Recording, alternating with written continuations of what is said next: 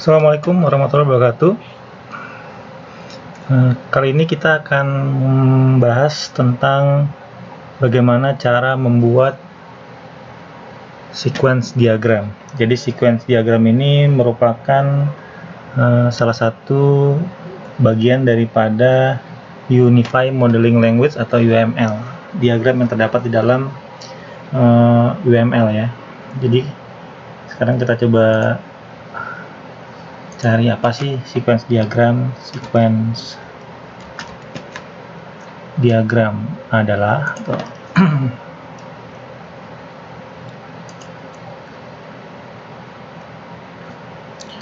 kalau kita lihat di sini, sequence diagram adalah salah satu dari diagram-diagram yang ada pada UML. Sequence diagram ini adalah diagram yang menggambarkan kolaborasi dinamis antara sejumlah objek. Kegunaannya adalah untuk menunjukkan rangkaian pesan yang dikirim antara objek, juga interaksi antara objek. Sesuatu yang terjadi pada titik tertentu dalam eksekusi sistem. Di dalam UML, objek pada sequence diagram digambarkan dengan segi 4 yang berisi nama dari objek yang digarisbawahi. Pada objek tersebut, 3 cara menamainya, yaitu nama objek, nama kelas, dan seterusnya. Nah, ini komponen-komponennya ya. Jadi sini ada administrator, aktornya, kemudian ada objek-objeknya gitu. Cuma kita gunakan nanti objek-objek yang lebih mewakili, simbolnya dengan object oriented programming kita ya. Jadi kalau dilihat secara, kalau ini kan begini ya, kalau misalkan kita membuat sesuatu, kita harus pahami dulu ya, memahami, karena inti daripada pembuatan diagram dari UML itu sendiri adalah menggambarkan secara atau dalam bentuk diagram sesuai dengan diagram yang akan dipilih tentang program yang akan dibuat gitu. Jadi itu berhubungan dengan diagram lainnya. Misalkan ketika sudah membuat kelas diagram, lalu kita menentukan aktornya, lalu dibuat use case-nya. Kemudian setelah dibuat use case-nya, nanti kita buat sequence-nya, nanti buat activity-nya dan segala macam gitu. Nah, untuk sequence ini kurang lebih dia berhubungan dengan model MVC ya, model view controller atau view model controller. VMC atau MVC itu sebutannya tergantung dari bagaimana kita mengungkapkannya. Jadi kalau misalkan kita lihat ya, dari kan saya masih pakai menggunakan Lucid App ini ya, app ya.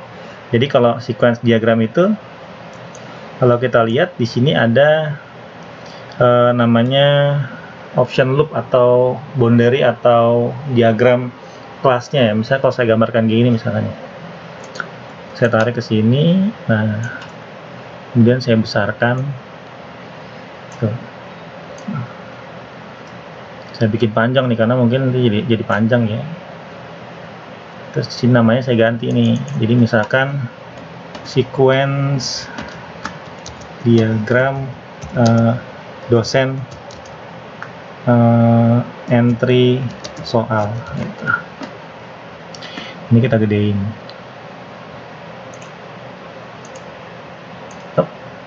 Nah, dosen entry soal ini kita hapus conditionnya. Nah gitu, ini kita lebarin deh. Tuh, kita pendekin dulu. Hapus.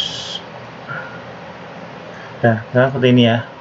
Oke, sekarang saya akan coba jelaskan pengertian dari diagram sequence itu berdasarkan program yang sudah kita buat atau akan kita buat ya. Jadi kan kita sudah punya kelas-kelas diagram, kemudian juga sudah membahas tentang use case-nya, berarti kita tahu aktornya siapa saja. Nah, untuk sequence kali ini kan, jadi kalau kelas diagram kita cuma bikin satu diagram.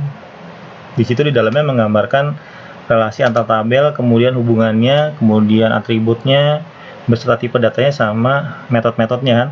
Tetapi kalau untuk use case juga itu sudah menjadi satu. Tiap aktor dikumpulkan, kemudian masing-masing aktor itu mempunyai use case apa saja. Tetapi kalau untuk sequence bisa lebih dari satu. Contoh misalkan gini, saya mau ambil sampel satu sequence saja nih, sequence diagram dosen entry soal.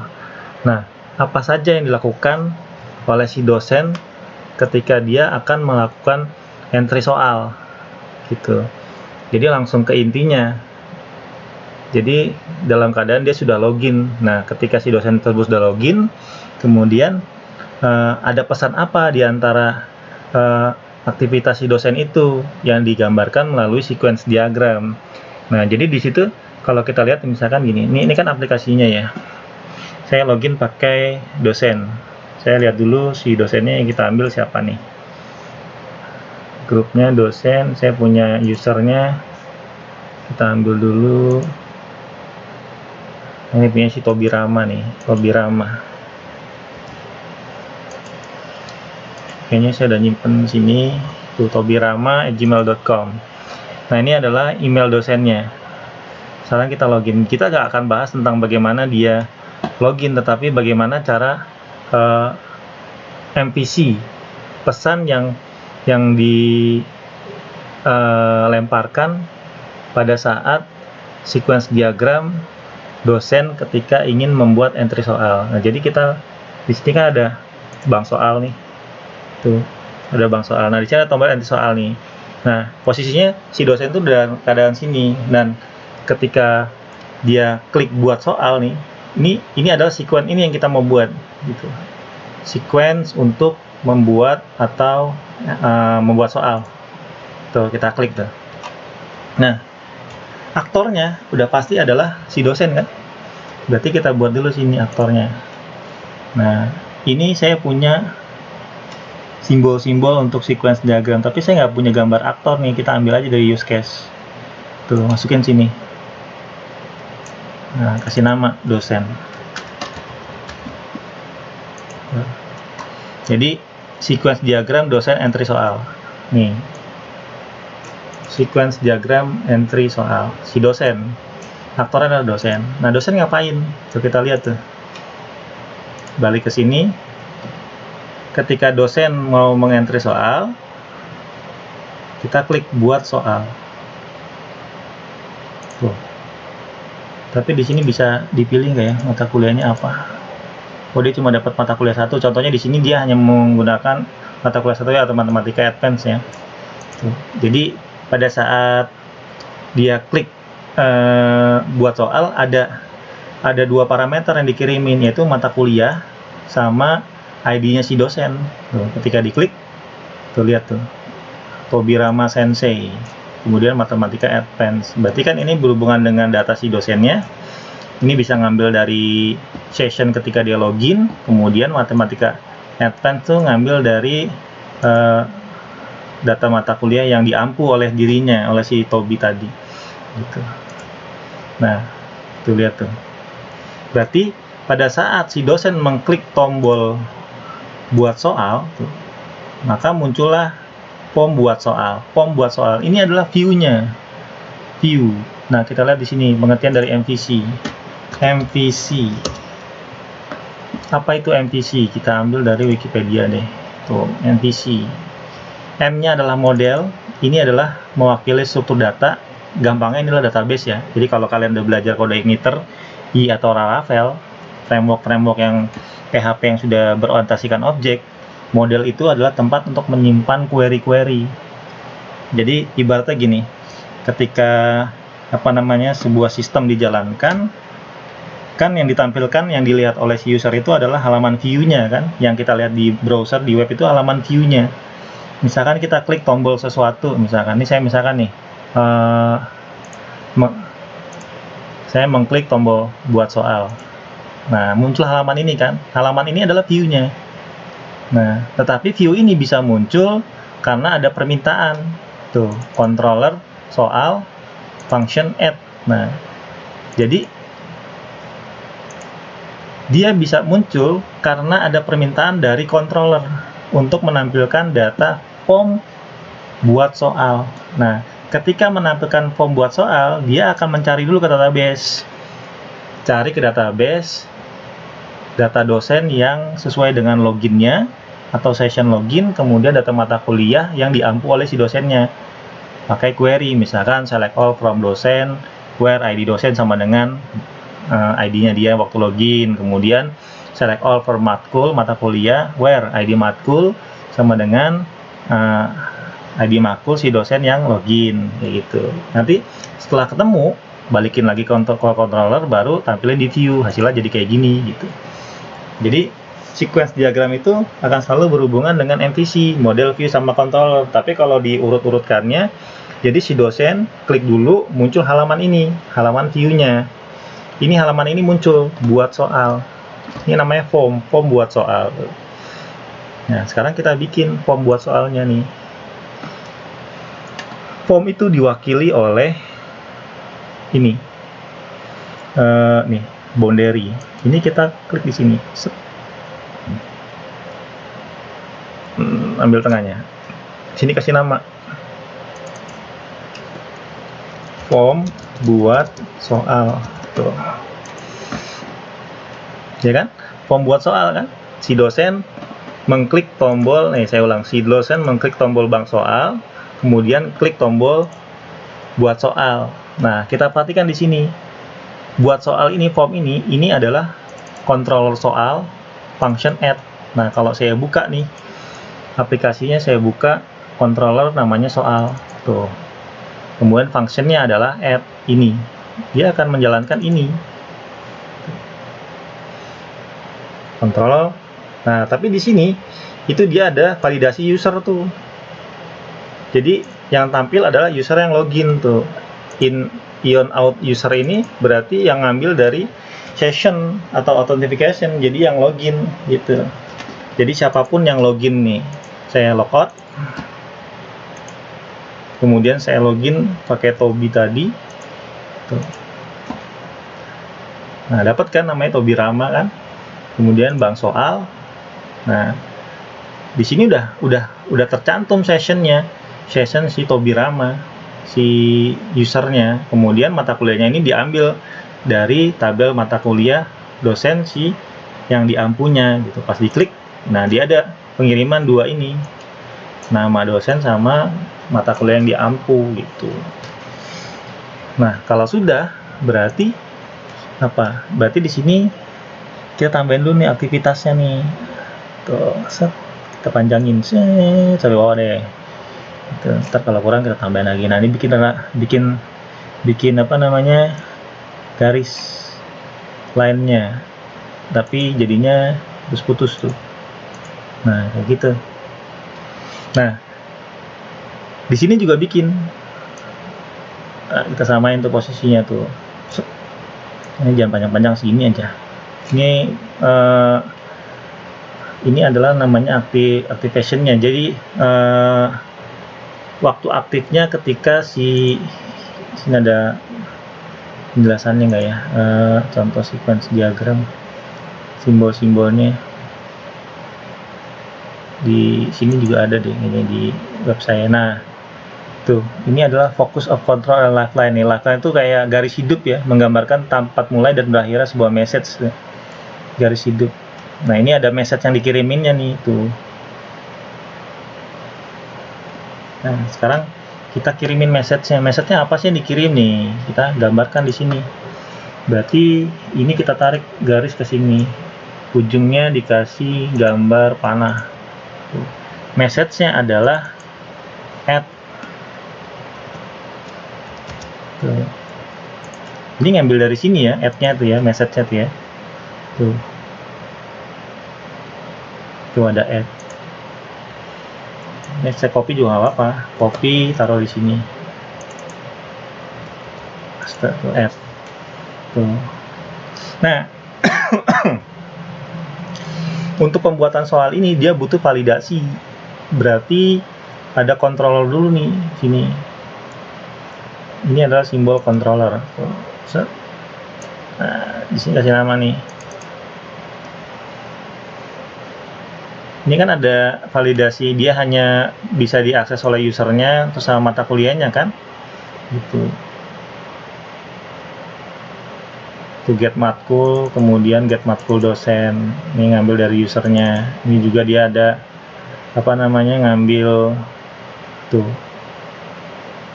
ngambil dari login, terus kemudian juga ngambil dari admin dan bukan dosen gitu. Ini ada validasi buat ngambil ke dosen. Nah, biasanya nih validasi, kasih nama aja validasi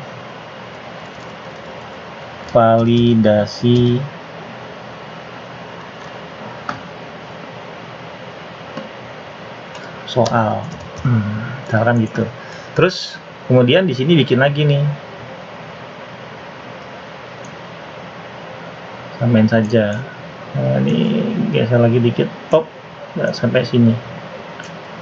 Nah, di sini berarti dia ngirimin lagi pesan sini, ujungnya diganti oleh ini. Tuh. Nah, di sini dia ngirimin apa? Validasi ini, dosen, matkul. Tuh. Karena kan di sini tampilnya adalah nama dosennya sama mata kuliahnya. Tuh. Nah, kalau sudah berarti tinggal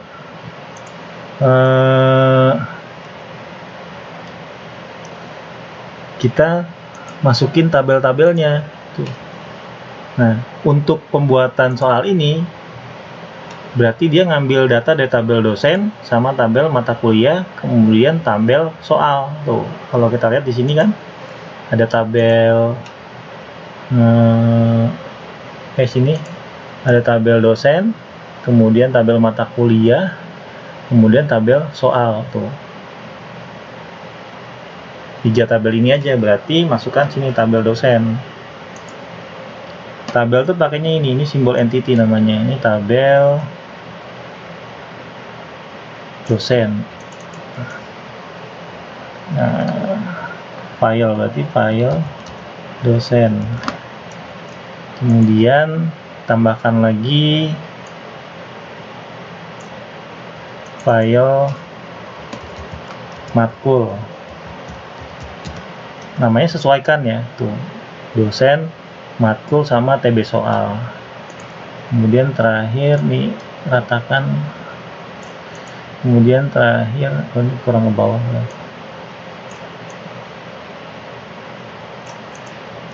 Kemudian terakhir TB soal. File TB soal. Tuh. Nah, dari sini dia ngambil get data dosen. Nah, ini ada lifeline lagi. Oh ya, ini bikin garis ke sini. Set. Ini dibikin tanda putus-putus. Ini juga sama. Tanda putus-putus. Itu terus kemudian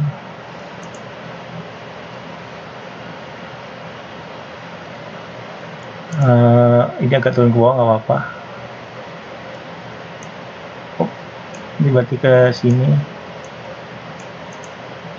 Ini diratain saja. Salah. Terus di sini berarti makin di sini makin turun ya ke bawah. Ini diratakan. Biarin. Ntar kita rapikan lagi.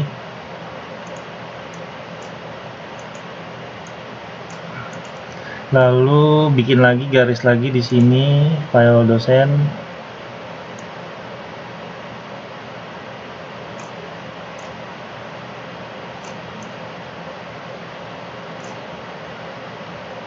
Di sini bikin garis sama dengan menggunakan tanda panah lagi. Di sini berarti buat data dosennya kita ambil ini get all dosen.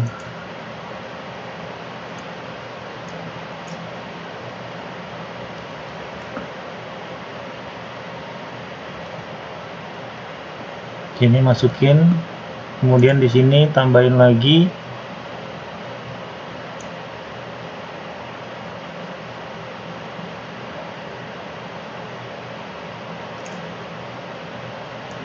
bikin garis lagi ke sini, ini agak ke bawah dikit, ujungnya kasih panah, ini masukin lagi get matkul, copy paste aja sesuai dengan yang ada ya, sesuaikan dengan script yang ada. Ini tarik ke sini, undo, ini tarik ke sini, bikin ini juga tarik ke sini, ini tuh. Nah terus terakhir TB soal. TB soal berarti nanti dia nyimpen ke soal ya, ini nggak dipakai di sini tapi dipakai ntar di bawah gitu. Nah kalau kita lihat di sini semuanya balik ke sini lagi tuh, tampil data anggota, tampil. Nah di sini nampilin data tuh. Jadi ini nampil data dosen dari sini ke sini, kita gambarin dari sini ke sini. Ujungnya kita kasih tanda panah. Di sini berarti keterangannya bebas ya, tampil nama dosen, terus get matkul nih dari sini ke sini, ini tampil nama matkul, ini dikasih garisnya, panahnya di ujungnya seperti ini. Nah ini baru di sini dia nyimpen nih panjangnya di sini, bawain dikit sampai ke bawah tuh. Ini kita tarik ke bawah sini, ini kita ubah tuh seperti gambar yang ini, dia nyimpen semua.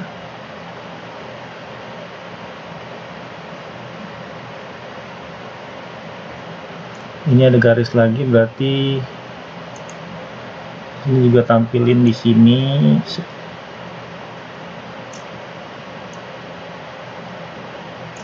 Oh ini barisnya dikit-dikit, berarti ini kita kecilin dulu. Satu, ada berapa entryan sih dia? Ada 1 soal, jawaban A, jawaban, berarti ada 6 ya, 6 sama kunci jawaban sama bobot 7, berarti ada 1, berarti di sini memasukkan data. Di sini berarti ada proses undo, sini agak ke atas sedikit ya.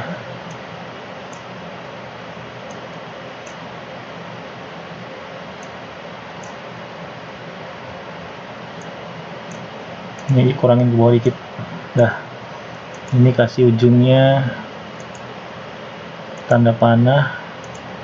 Nah ini entry data soal. Nah yang pertama adalah memasukkan ininya apa,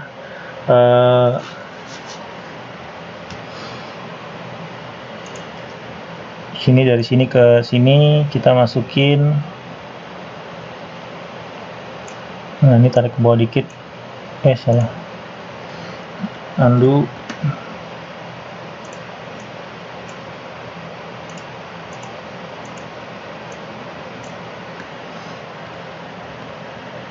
Ini situ.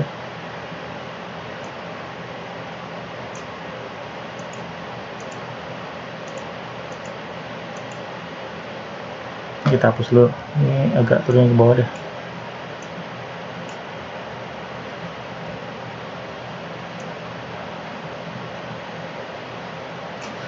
Ini kita tarik ke sini, anggap aja rata. Kemudian ini berarti masukin ID soal. Apa sih namanya di sini? Kalau kita lihat di soal nih ada banyak tuh. Opsi A, opsi B, opsi C, get on. Nah, kita ambil yang penting-penting aja di soal. ID underscore soal. Kemudian ini kita kopas, copy, Ini bikin aja kecil, tarik ke sini. Nah, ini kita tarik lagi dari sini ke sini, ujungnya dikasih gambar, nanti bisa terapin sendiri ya. Yang kedua adalah dosen ID, dosen underscore ID, kemudian bikin lagi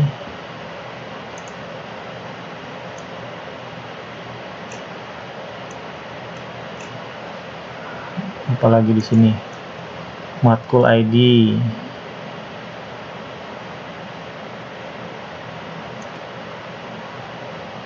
Kita rapin lagi ya ujungnya ya. Ini matkul ID,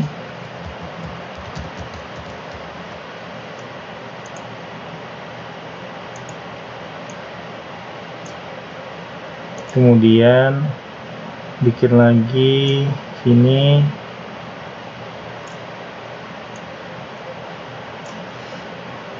kita tarik garis lagi dari sini ke sini, tanda panah lagi, kemudian apa tuh, bobot, ikutin aja ini yang di sini tuh. Soal deh, soal, berarti ini soal